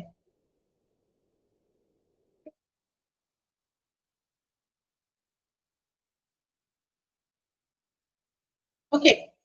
So അപ്പൊ അങ്ങനെയാണെങ്കിൽ താഴെ പറയുന്ന ഒരു എന്താ പറയാ ഹയറിംഗ് ഡിസിഷനിലേക്ക് എത്തുന്നതിന് മുമ്പ് following points have to be noted. താഴെ പറയുന്ന കുറച്ച് കാര്യങ്ങൾ നമ്മൾ ശ്രദ്ധിക്കണം. ഒരു ഹയറിംഗ് ഡിസിഷനിലേക്ക് എത്തുക അല്ലെങ്കിൽ ഒരു സെലക്ഷൻ ഡിസിഷനിലേക്ക് തീരുമാനത്തിലേക്ക് എത്തുന്നതിന് മുമ്പ് ശ്രദ്ധിക്കേണ്ട ചില മനസ്സിൽ വെക്കേണ്ട ചില കാര്യങ്ങളാണ് ഈ താഴെ പറഞ്ഞിരിക്കുന്നത്. എന്തൊക്കെ മനസ്സിൽ വെച്ചിട്ട് സെലക്ഷൻ നടത്തേണ്ടത്? അപ്പോ ഹയറിംഗ് ഡിസിഷൻ എന്തിന്റെയൊക്കെ ബേസിസിൽ നടത്തണം? ഒന്നാമത്തേത് എക്സ്പീരിയൻസ് ആൻഡ് വർക്ക് ഹിസ്റ്ററി. ആളുടെ നേരത്തെയുള്ള ജോലി, എത്ര വർഷം ജോലി ചെയ്തു, അല്ലെങ്കിൽ എത്ര എക്സ്പീരിയൻസ് ഉള്ള ആളാണ്, ആളുടെ വർക്കിംഗ് പീരീഡിനുള്ള ഹിസ്റ്ററി. ആ ജോലി സ്ഥലത്ത് എക്സ്പീരിയൻസ് മാത്രമല്ല അവിടുത്തെ ഹിസ്റ്ററി കൂടി നോക്കണം. 10-20 വർഷം എക്സ്പീരിയൻസ് ഉള്ള ആളാണ്, അപ്പൊ നമുക്ക് വേഗം തന്നെ ഹയർ ചെയ്യാം. നല്ല എന്താ പറയാ കഴിവുണ്ടാവുമല്ലോ, കാരണം ഇത്രയും വർഷത്തെ എക്സ്പീരിയൻസ് ഉണ്ട്. എക്സ്പീരിയൻസ് മാത്രം നോക്കിയാൽ പോരാ, അവിടുത്തെ വർക്ക് ഹിസ്റ്ററി, അവിടുത്തെ പെരുമാറ്റവും മറ്റു കാര്യങ്ങളൊക്കെ ഹിസ്റ്ററി കൂടി തപ്പണം. മനസ്സിലായി? അതും നോക്കിയിട്ടാണ് ഹയർ ചെയ്യേണ്ടത്. നോളജ് ആൻഡ് എബിലിറ്റി, ആളുടെ കഴിവും അറിവും അതും നോക്കണം. ദെൻ എഡ്യൂക്കേഷണൽ ഡീറ്റെയിൽസ്, കൊടുത്തിരിക്കുന്ന വിദ്യാഭ്യാസപരമായിട്ടുള്ള പല ഡീറ്റെയിൽസും കൊടുത്തിട്ടുണ്ടാവുമല്ലോ, എന്ത് ക്വാളിഫിക്കേഷൻ എന്തൊക്കെ ജയിച്ചു എന്നുള്ളതൊക്കെ. Ability to solve logical problems, logical ആയിട്ടുള്ള ചില പ്രശ്നങ്ങളൊക്കെ വരുമ്പോൾ അതിനെയൊക്കെ എങ്ങനെയാണ് ആള് സോൾവ് ചെയ്യുന്നത്, അതിനുള്ള കഴിവ്, അതും ചെക്ക് ചെയ്യണം. പിന്നെ കമ്മ്യൂണിക്കേഷൻ സ്കിൽസ്, എത്രത്തോളം കാര്യങ്ങളൊക്കെ ആശയവിനിമയങ്ങളൊക്കെ നടത്താനുള്ള കഴിവുണ്ട്, പറയുന്ന കാര്യങ്ങൾ വ്യക്തതയോടെയും മറ്റുള്ളവർക്ക് മനസ്സിലാകുന്ന രീതിയിലും മാനേജ്മെന്റിനോടായാലും മറ്റ് സഹപ്രവർത്തകരോടായാലും എങ്ങനെയൊക്കെ ആയിരിക്കും കമ്മ്യൂണിക്കേറ്റ് ചെയ്യുന്ന അതിന്റെ ഒരു കഴിവ്. And commitment and motivation to perform the work in the company, ആ ഓർഗനൈസേഷനിൽ കൊടുക്കുന്ന ജോലികളൊക്കെ കൃത്യതയോടെയും വളരെ മോട്ടിവേറ്റഡ് ആയിട്ടും കമ്മിറ്റ്മെന്റോടുകൂടിയും ആള് ചെയ്യുന്ന ആളായിരിക്കും. ഇതൊക്കെ നോക്കിയിട്ട് അപ്പൊ ഇതും കൂടിയൊക്കെ കണക്കിലെടുത്തിട്ടായിരിക്കണം എന്ത് ചെയ്യേണ്ടത്, സെലക്ഷൻ പ്രൊസീജിയേഴ്സ് നടത്തേണ്ടത്. ഈ സെലക്ഷൻ അല്ലെങ്കിൽ മോശമായി പോകും എന്നാണ് പറയുന്നത്. അപ്പൊ ഈ പോയിന്റ് 6 ഒന്ന് ടിക്ക് ചെയ്ത് വെച്ചേക്കാം.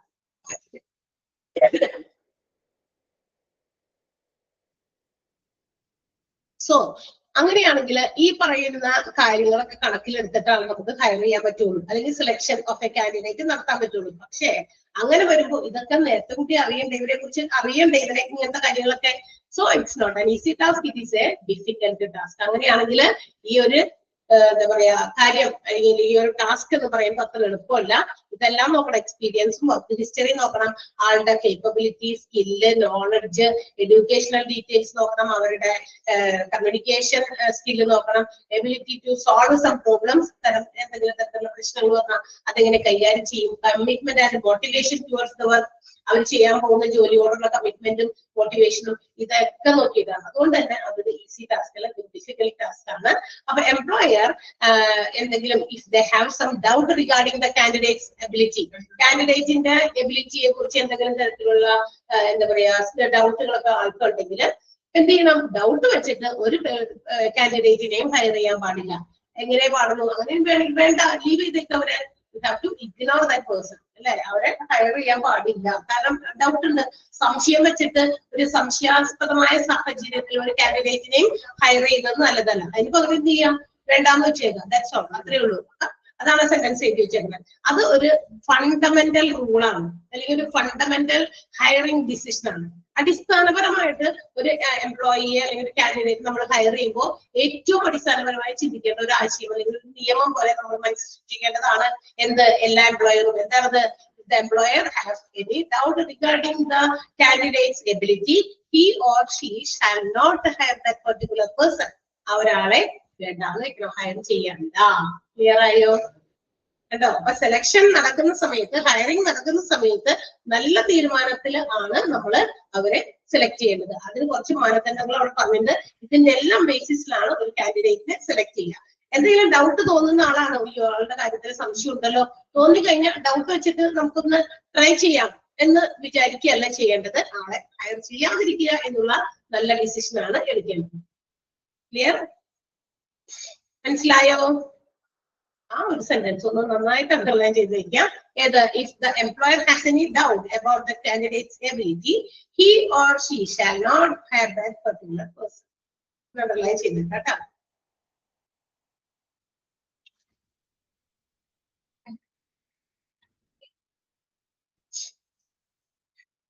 ഓക്കെ, ഇനി കുറച്ച് ടിപ്സ് പറഞ്ഞിട്ടുണ്ട്. റൈറ്റ് ഹയറിംഗ് ഡിസിഷൻ, ശരിയായ രീതിയിലുള്ള ഒരു ഹയറിംഗ് തീരുമാനത്തിലേക്ക് എത്തുന്നതിന് വേണ്ടിയിട്ട് കുറച്ച് ടിപ്പുകൾ പറഞ്ഞിട്ടുണ്ട്. സാധാരണ ടിപ്സ് എന്ന് പറഞ്ഞാൽ എന്താ?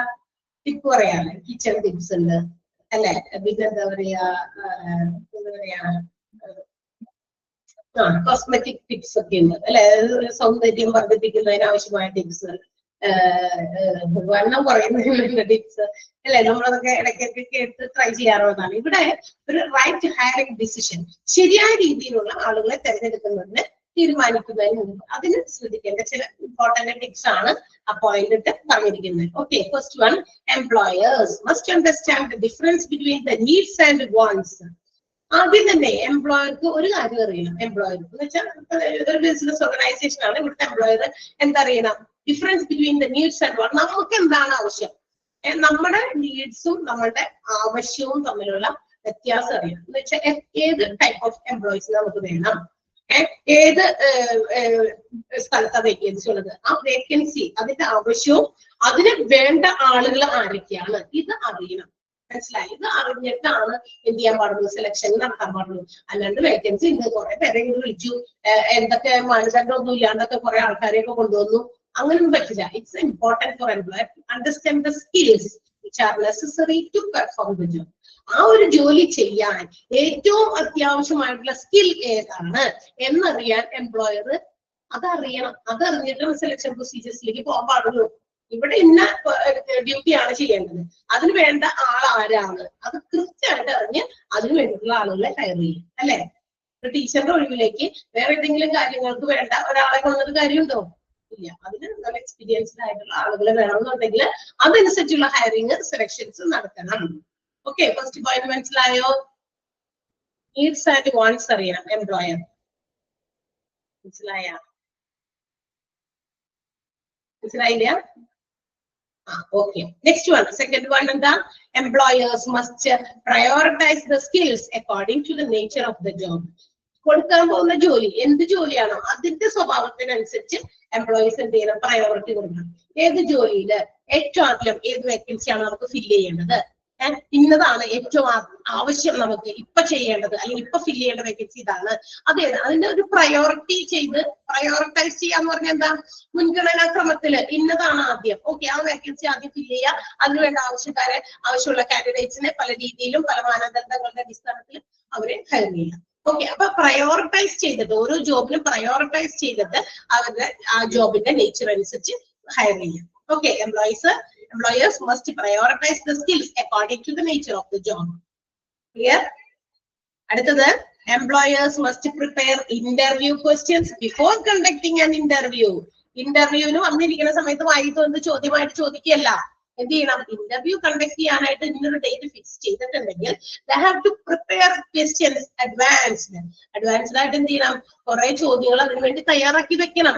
അവിടെ വന്നിരുന്നിട്ട് കാൻഡിഡേറ്റിനെ കാണുമ്പോൾ വൈകിട്ട് കോതക്കിപ്പാട്ടെന്ന് പറഞ്ഞ് ചോദിക്കാൻ പറ്റുമോ? ഇല്ല. നേരത്തെ കൂട്ടി എന്തൊക്കെ ചോദിക്കണം കൃത്യമായിട്ട് കറക്റ്റ് ഇൻഫോർമേഷൻ അവരിൽ നിന്ന് കളക്ട് ചെയ്യാൻ വേണ്ടി what questions to be asked, അതാണ് അവരുടെ ലക്ഷ്യം. അപ്പൊ ഒരു ഇന്റർവ്യൂ കണ്ടക്ട് ചെയ്യുന്നതിന് മുമ്പേ അതിനുവേണ്ടിയുള്ള ക്വസ്റ്റ്യൻസ് തയ്യാറാക്കുക. ആൻഡ് ഓൾസോ അതൊരു ഗൈഡ് ഉപയോഗിച്ച് ഏതെങ്കിലും തരത്തിലൊരു ഇന്റർവ്യൂവിന് വേണ്ട ക്വസ്റ്റ്യൻസ് ആ ഒരു ഫോർമാറ്റ് ഒക്കെ നോക്കി അതിനൊരു ഗൈഡ് മീൻസ് അതിന് വേണ്ടിയിട്ട് ബുക്കൊന്നും എടുക്കണ്ട. ഇതിന് പ്രീവിയസ് ആയിട്ടുള്ള എക്സ്പീരിയൻസ് ഒക്കെ ഉള്ള ആൾക്കാരുണ്ടായിരിക്കും. ചിലപ്പോൾ അവിടെ തന്നെ അതിനുള്ള ഇന്റർവ്യൂവിന് കണ്ടക്ട് ചെയ്യാൻ വേണ്ടി ക്വസ്റ്റ്യൻസ് ഓൾറെഡി നേരത്തെ തയ്യാറാക്കി വെച്ചിട്ടോ അതങ്ങനത്തെ വല്ല ഗൈഡ് ലൈൻ ഒക്കെ ഉണ്ടെങ്കിൽ അതൊക്കെ നോക്കി അതനുസരിച്ചുള്ള ക്വസ്റ്റ്യൻസ് ആണ് പ്രിപ്പയർ ചെയ്യേണ്ടത്. അല്ലാതെ വായി തോന്നി പുറത്തേക്ക് പട്ടുപോലെ ചോദിച്ചിട്ട് കാര്യമില്ല. ഓക്കെ, അപ്പൊ ഇന്റർവ്യൂ ക്വസ്റ്റ്യൻസ് നേരത്തെ തയ്യാറാക്കുക. അതുപോലെ തന്നെ കുറച്ച് ബിഹേവിയറൽ ക്വസ്റ്റ്യൻസ് ഒക്കെ വേണമെന്നുണ്ടെങ്കിൽ അതിനെന്തെങ്കിലും തരത്തിലുള്ള ഗൈഡുകളൊക്കെ നോക്കി ക്വസ്റ്റ്യൻസ് തയ്യാറാക്കുക. ഓക്കെ, ഗൈഡ് എന്ന് പറഞ്ഞാൽ നമുക്ക് ഹെൽപ്പിന് വേണ്ടി ഉപയോഗിക്കാൻ പറ്റുന്നതിനെയാണ് ഗൈഡ് എന്ന് വിളിക്കുക കേട്ടോ. ഹെൽപ്പ്, നമുക്ക് നമ്മുടെ ക്വസ്റ്റ്യൻ തയ്യാറാക്കാൻ ഹെൽപ്ഫുൾ ആകുന്ന എന്തെങ്കിലും സാധനം. ക്ലിയർ? ഗൈഡ് എന്ന് പറഞ്ഞാൽ ആരാ? ഗൈഡ് എന്ന് പറഞ്ഞാൽ നമ്മൾക്ക് ഇന്നത് ചെയ്യണം, അപ്പൊ അതിനൊരു ഫോർമാറ്റ് വേണം, അല്ലെങ്കിൽ എങ്ങനെ അത് ചെയ്യുക, അതിനൊരു സ്റ്റാർട്ടിങ് ഒരു പ്രോബ്ലം ഉണ്ടാവില്ലേ? അപ്പൊ അതൊക്കെ തയ്യാറാക്കാൻ വേണ്ടിയിട്ടുള്ള ഒരു ഗൈഡ്, ഒരു ഹെൽപ്പ് ചെയ്യുന്ന ഒരു സാധനം. എന്ത് ഡിവൈസിനെ നമുക്ക് ഗൈഡ് എന്ന് ഉപയോഗിക്കാം. Next one, employers should ask open-ended questions with the candidates. Open-ended questions help the interview to find out how a candidate thinks and resolve a problem. ഒരു ഓപ്പൺ എൻഡഡ് എന്ന് വെച്ചാൽ അതായത് ഒരു ചോദ്യം അങ്ങോട്ട് ചോദിക്കുമ്പോൾ ആ ചോദ്യത്തിന് ഒരു ഉത്തരത്തിലേക്ക് വരുന്ന രീതിയിൽ എന്ന് വെച്ചിട്ടുണ്ടെങ്കിൽ നമ്മൾ അതിന് ക്ലൂ ഒന്നും കൊടുക്കാൻ പാടില്ല. ഓപ്പൺ എൻഡഡ് ക്വസ്റ്റ്യൻസ് ആയിരിക്കും. നമ്മൾ ചോദിക്കുമ്പോൾ വ്യക്തമായ ഒരു ചോദ്യം, അത് ആ ക്വസ്റ്റ്യൻ തന്നെ ഒരു ആൻസറിലേക്ക് ലീഡ് ചെയ്യുന്ന രീതിയിലുള്ള ക്വസ്റ്റ്യൻസ് ചോദിക്കരുത്. മനസ്സിലായോ? അങ്ങനെയുള്ള ക്വസ്റ്റ്യൻസ് ചോദിക്കുക. അപ്പൊ അവർക്ക് they will have their own idea about that. ആ ഒരു പർട്ടിക്കുലർ കാര്യത്തിനെ കുറിച്ച് അവർക്ക് സ്വന്തമായിട്ടൊരു ധാരണയും ആശയം ഉണ്ടാക്കി. അപ്പൊ അതനുസരിച്ച് അവർ ചെയ്യും. ഓക്കെ, അപ്പൊ അവരുടെ തിങ്കിങ് കപ്പാസിറ്റിയും അതുപോലെ തന്നെ അതൊക്കെ നമുക്ക് മനസ്സിലാക്കാൻ പറ്റും. അല്ലാതെ നമ്മൾ ചോദ്യം ചോദിക്കുന്നു എന്നിട്ട് അതിന് ഈ ഒരു ക്ലൂ പോലെയൊക്കെ കൊടുത്തിട്ട് അങ്ങനെ എങ്ങനെ എന്നൊക്കെ പറയാൻ പാടില്ല. മനസ്സിലായോ? ചില ചോദ്യങ്ങൾക്ക് ക്ലൂ തരുന്നില്ലേ? ആ രീതിയിലാകരുത്. ഓപ്പൺ എൻഡഡ് ക്വസ്റ്റ്യൻസ് ആയിരിക്കണം. ഒരു ചോദ്യം, ആ ചോദ്യത്തിന് അവന് യുക്തിപരമായിട്ട് ആലോചിച്ച് ഉത്തരം പറയട്ടെ, അത്രേ ഉള്ളൂ. അല്ലാതെ നമ്മൾ അതിനും കൂടി ഇതിന്റെ ക്ലൂ വേണമെങ്കിൽ ഇങ്ങനെ എന്നൊക്കെ പറഞ്ഞിട്ട് നമ്മൾ കൊടുത്തു കഴിഞ്ഞാൽ അത് അവർ ആ വഴിക്ക് ചിന്തിക്കും, ആ ക്ലൂയിലൂടെ ചിന്തിക്കും. അങ്ങനെ പാടില്ല. They have the power to think. അവർക്ക് ചിന്തിക്കാനുള്ള കഴിവുണ്ട്. അവരുടെ ഐഡിയാസ് ഉപയോഗിച്ച് ചിന്തിച്ച് നല്ല മനോഹരമായ ഉത്തരങ്ങൾ ചിലപ്പോൾ തരും. അപ്പൊ അതിനുവേണ്ടി ഓപ്പൺ എൻഡഡ് ക്വസ്റ്റ്യൻസ് ആയിരിക്കണം പ്രിപ്പയർ ചെയ്യേണ്ടത് ഇന്റർവ്യൂവിന് വേണ്ടി. ഇന്റർവ്യൂ കണ്ടക്ട് ചെയ്യുന്നത് അപ്പൊ നേരത്തെ കൂടി ക്വസ്റ്റ്യൻസ് തയ്യാറാക്കി, ആ ക്വസ്റ്റ്യൻസ് തയ്യാറാക്കുമ്പോൾ നമുക്ക് ഗൈഡ്സ് ഒക്കെ വേണമെങ്കിൽ പ്രീവിയസ് ക്വസ്റ്റ്യൻസോ പ്രീവിയസ് ആയിട്ടുള്ള രീതിയിൽ ആരെങ്കിലും കണ്ടക്ട് ചെയ്ത് വെച്ചേക്കുന്നതുമായിട്ടുള്ള ബിഹേവിയറൽ ഇന്റർവ്യൂ ക്വസ്റ്റ്യൻസ് നമ്മൾ ആഡ് ചെയ്യണം. എംപ്ലോയീസ് ഏത് രീതിയിലുള്ള ജോബാണോ ഉദ്ദേശിക്കുന്നത് അതനുസരിച്ച് പ്രയോറിറ്റൈസ് ചെയ്ത് വേണം സെലക്ഷൻസ് നടത്താനായിട്ട്. ഓപ്പൺ എൻഡഡ് ക്വസ്റ്റ്യൻസ് ആയിരിക്കണം ഇൻക്ലൂഡ് ചെയ്യേണ്ടത്. ക്ലിയർ ആയോ? 4 പോയിന്റ് മനസ്സിലായോ? ക്ലിയർ? ഓക്കെ, 4 പോയിന്റിൽ നിർത്താം. അടുത്തത് 2 പോയിന്റ് ഉണ്ട്, ഒന്നെണ്ണം വലുതുമാണ്. അപ്പൊ ബാക്കി നമുക്ക് അടുത്ത ക്ലാസ്സിൽ എടുക്കാം. ഓക്കെ, ഓക്കെ അല്ലേ? Thank you so much.